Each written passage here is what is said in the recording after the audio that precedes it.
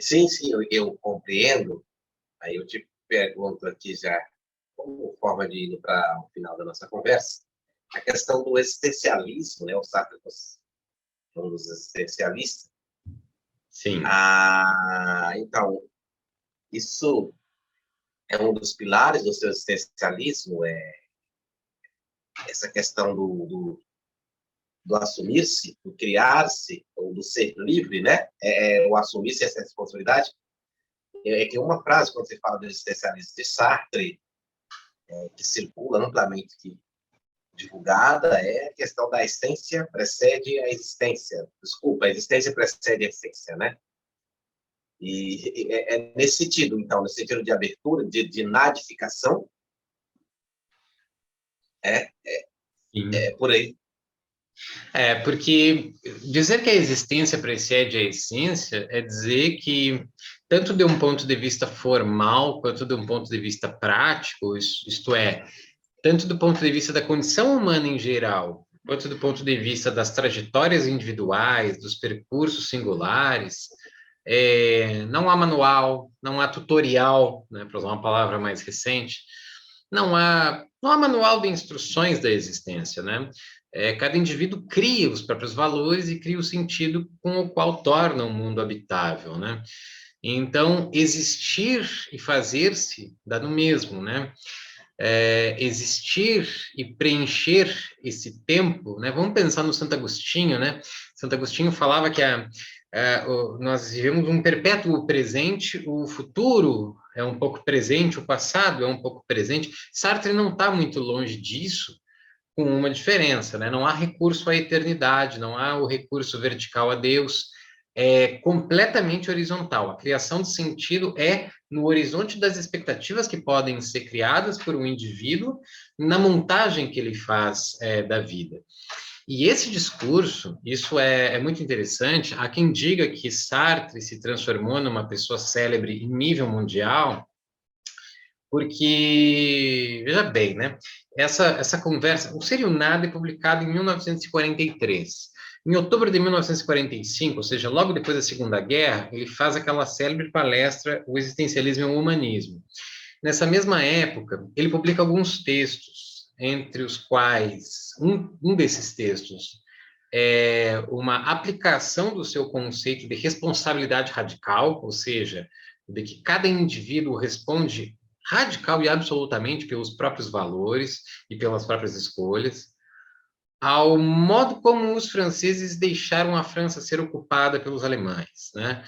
Ele aplica os conceitos, né, digamos assim, de maneira mais rápida. Ele aplica os conceitos do existencialismo à situação social da França. E o existencialismo se transforma numa moda, de modo que a etiqueta cola em alguns pensadores que recusam essa etiqueta. Albert Camus, na França, é chamado existencialista e recusa. Heidegger, na Alemanha, percebe, talvez um pouco tarde demais, que está acontecendo um negócio na França que é o seguinte: a obra dele está sendo lida e ele está sendo considerado existencialista mais por maioria de votos do que por convicção. E essa galera passa a ser considerada parte de um clima, de uma atmosfera, e recusa. Sartre, Beauvoir, né? O Merleau-Ponty, quando fala que faz filosofia da existência, compram em certa medida essa ideia. E o existencialismo passa a ser, eu insisto, uma visão de mundo, um estilo de vida, um modo de fazer filosofia e um modo de expressar-se em geral no discurso, porque se a gente observar, esse pessoal não abriu mão, por exemplo, da ficção. Essas pessoas perceberam que uma das maneiras mais eficientes de transmitir suas ideias era escrevendo ficção, era escrevendo teatro, etc. Então, o existencialismo surge na Europa, desacreditada da história, né, veja bem, né, 1945, a Revolução Francesa acontece em 1789, e os intelectuais são levados a crer que aquela marcha de acontecimentos que veio, né, se desenrolando desde o final do século XVIII levou a Auschwitz. Então, há uma descrença com a história. Por isso que se torna, assim, se por um lado é estranho que surja um discurso ontológico, quase metafísico, em 1943, por outro lado, a desconfiança com a história cria esse clima. Ou seja, torna-se plausível que um filósofo fale da condição humana em geral como se ela valesse fora das circunstâncias históricas. Quando Sartre diz que a existência precede a essência, naquele momento ele está convicto de que isso valia para os gregos. É por isso que ele vai escrever As Moscas, ele vai reescrever dramas gregos, ele vai reescrever a tragédia grega em termos de oferecer uma leitura da sua época ali, adaptando os personagens para os dramas da Europa da primeira metade do século XX. Então, houve um clima para que um discurso filosófico relativamente abstrato, relativamente metafísico, ocupasse, digamos assim, a proa do prestígio intelectual europeu naquele momento. Então, o existencialismo, enquanto uma espécie de ideologia que sugere que a existência precede a essência, que os indivíduos e grupos fazem a si mesmos antes e primeiramente do que o que quer que se possa dizer ou fazer deles, isso cola e tem uma adesão social bastante grande, né? Isso tem um apelo social bastante grande. Logo depois, a gente sabe, de 45 em diante, Sartre vai se aproximando cada vez mais de uma filosofia orientada pela preocupação histórica. Em 1960, ele vai publicar a Crítica da Razão Dialética. Ele já não é mais tão existencialista. Ele vai chegar ao ponto de dizer que o existencialismo é uma espécie de ideologia burguesa, né? Ele está preocupado com a marcha da história na direção do progresso, qualquer coisa assim. Então, o existencialismo enquanto visão de mundo que promove a ideia de responsabilidade radical, ela é um fruto privilegiado de um dos momentos mais sombrios do século XX, né? Que é o pós-guerra. Desacreditados de tudo, desacreditados de que a história estava levando os povos, os indivíduos, grupos e povos ocidentais para algum lugar, a intelectualidade europeia se encantou com a ideia de que a existência precede a essência, portanto, cada indivíduo é senhor e dono responsável pelo sentido e valor da própria vida, e isso foi uma das mais, digamos assim, né? Aí eu falo com suspeita, né? Uma das modas mais encantadoras, mais charmosas, e até hoje nos dão mais a pensar, né? Que a história da filosofia produziu, né? E eu insisto, não só da filosofia, né? Mas o teatro, da literatura, da filosofia, do jornalismo, né? Sartre começa a revista Les Temps Modernes, o Camus também com a revista Combat. Essa gente escreve o tempo inteiro e transforma a própria experiência em testemunho da época em que viveu. E a Simone de Beauvoir, por exemplo, vai passar até os seus últimos dias fazendo este exercício, transformando a própria existência nesse misto de reflexão com pensamento. Então, o existencialismo nunca deixou de ser isso, mesmo que ele tenha saído de moda, depois veio o estruturalismo, Foucault, um monte de gente ocupa o lugar que era dos existencialistas na França, mas o existencialismo permanece até hoje, no mínimo, professor, como adjetivo, assim, ó. Se o senhor disser alguma coisa um pouco, digamos assim, pessimista, eventualmente vão dizer que o senhor está sendo existencialista, né? Como o próprio Sartre advertiu em O Existencialismo e o Humanismo, tende-se a associar o existencialismo com o que há de mais triste, mais feio, mais baixo na condição humana, sem perceber que talvez essa filosofia seja o único humanismo que nos resta depois da assim chamada, né, morte de Deus, preconizada por Nietzsche no século XIX. Eu acho que isso um pouco foi o existencialismo, essa visão de mundo que nos convida a criar sentido e valor nas nossas existências.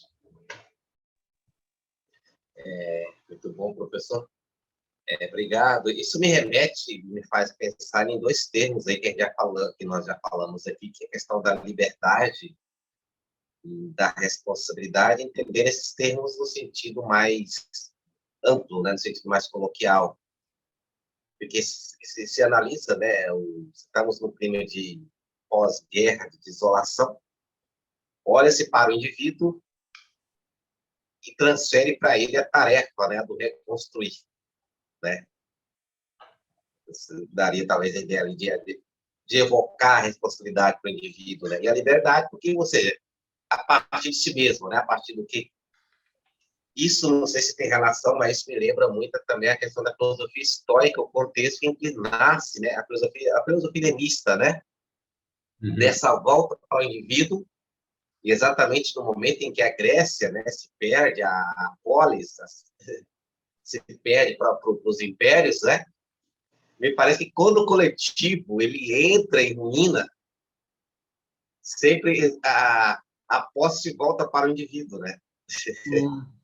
É curioso o senhor fazer essa pontuação, porque nos diários de guerra, que são uma espécie de rascunho do Seria o Nada, Sartre relata em mais de uma passagem, assim, recorre durante o que sobrou desses diários, um enfrentamento do estoicismo. Ele se sente o tempo inteiro tentado à concessão à moralidade estoica.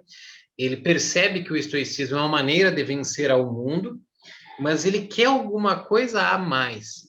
Por isso que eu gosto de me apresentar como um apaixonado pelo Sartre, porque eu, francamente, os especialistas, eles estão prontos a dizer que a noção de autenticidade de Sartre ultrapassa a vitória do mundo pela recusa do mundo que os estoicos propõem. Eu não estou bem certo disso. Eu registrei isso na minha tese. Eu não sei realmente se Sartre consegue criar uma saída. Eu vi que ele se defronta. Eu acompanhei o sofrimento dele ali nos diários de uma Guerra Estranha e eu acompanho a sua percepção. Tudo se passa como se, diante desse desmoronamento, o existencialismo fosse um estoicismo insatisfeito consigo mesmo, né? Aqui eu estou falando barbaridades que os meus colegas que leem Sartre mais melhor que eu vão ficar muito bravos, né, se testemunharem eu dizendo essa barbaridade.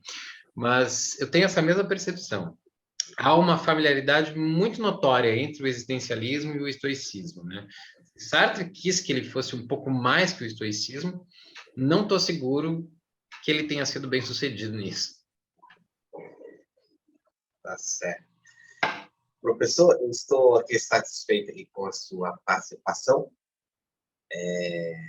Eu muito mais. Tem algum ponto aí que o senhor queria acrescentar, que não ficou de fora, que eu não te interpelei?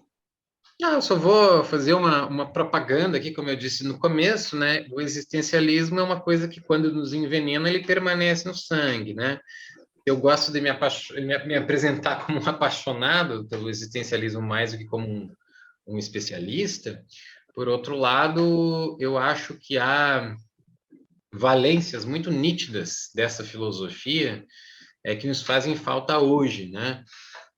Eu ainda acho que a mensagem lançada pelo Sartre, pela Simone de Beauvoir, pelo próprio Camus, na direção de uma revolta responsável, ela ainda não encontrou os ouvidos que merecia.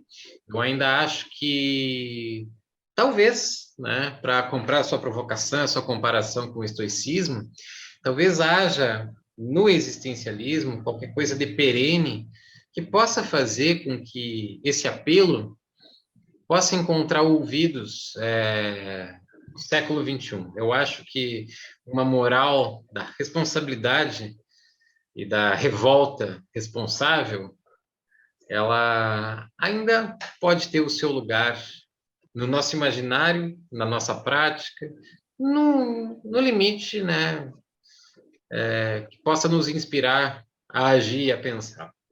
Mas agradeço o teu convite, professor, e o espaço dado para falar de temas que há tanto tempo, tanto tempo fazia que eu não mexia com esse gosto, assim, E é isso, me coloco à disposição aí e muito obrigado mesmo. Eu que agradeço, professor. Para você que nos acompanhou, se esqueceu, deixe o like nesse vídeo, comentários, perguntas e inquietações. Como eu disse no início, suas perguntas ou comentários poderão gerar um novo vídeo. Meu abraço e nos veremos em um próximo vídeo.